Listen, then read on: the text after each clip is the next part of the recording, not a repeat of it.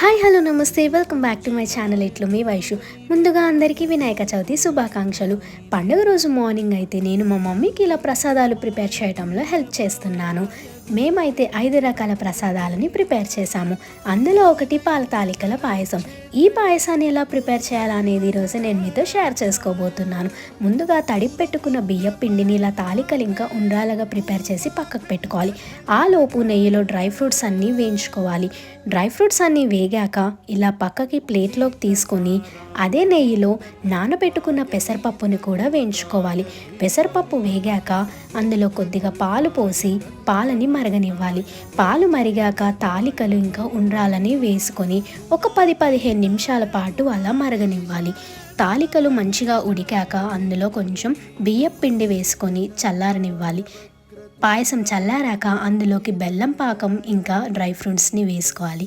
పాయసం